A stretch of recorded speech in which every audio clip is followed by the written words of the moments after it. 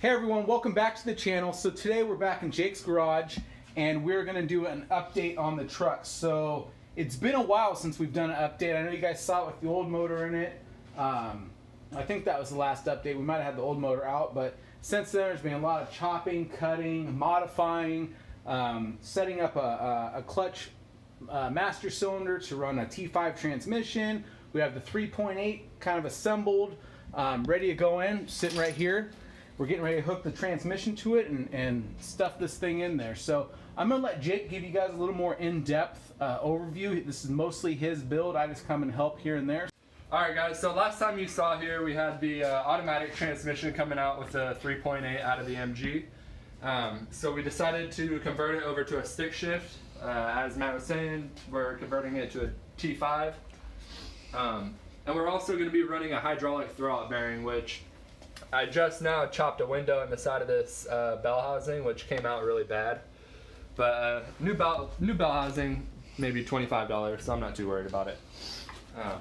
I could change that out in the future if I need to.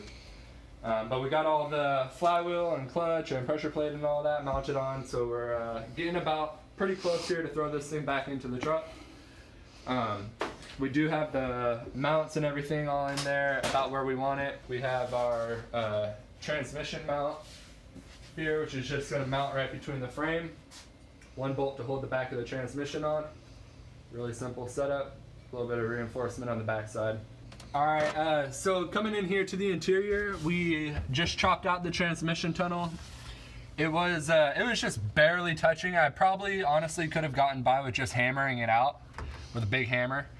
But it was a little bit too close for my liking, and you know, I'm gonna be driving the hell out of this thing. I'm trying to build it strong. So anyways, yeah, so we ended up pulling out the gas pedal in here because the new motor is actually a fly-by-wire setup, so the pedal is gonna be incorporated with that. We pulled out all the gauges and clusters, and no heater, no radio, no nothing. Need this thing to be as light as possible. I pulled out all the wires and everything, so I only have like 3 or 4 wires in here to hook up.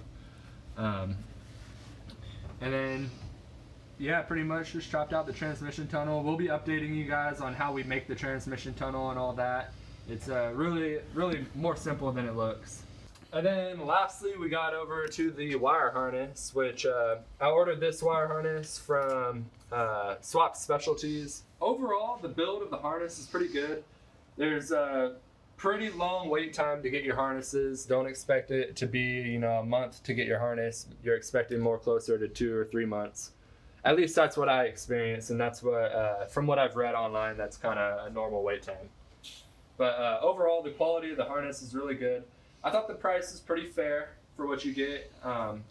You know, you got all the relays, all your fuses, everything right here. Real simple. They put it in a nice watertight container for you. Everything's all weatherproof. The connectors, everything is definitely better than the factory on this harness, which I like. There was one little thing, and I ordered it without the ignition control harness, but then they wired in the wrong connector for the coil, which isn't a big deal to overcome. I think they thought this would be kind of like a little disconnect right here that I could plug in, but it's actually the wrong connector. This is what comes on this year's coil. But that was not a hard thing to overcome. You know, I just repinned it back into here, and then I'll just rewrap this factory harness here. And then you have, you know, your simple ignition hot and ground, and then everything should just plug right in. This whole harness is plug and play. I think there's 3 wires that you need to hook up, and you're ready to fire it up. Overall, I like the product. I was a little bit disappointed with the wait time and customer service. You know, I was never able to get through on a phone call. And they even include the OBD2 port, which is kind of nice if you're wanting to read that kind of stuff in your motor, which I will be using for tuning and stuff. So if you got time to wait, they're a good company to go through, and they're fairly priced. I know you guys didn't really see it too well before, but if you noticed, this fender well had basically this going on. So where we moved some brackets and stuff, it was just tore up.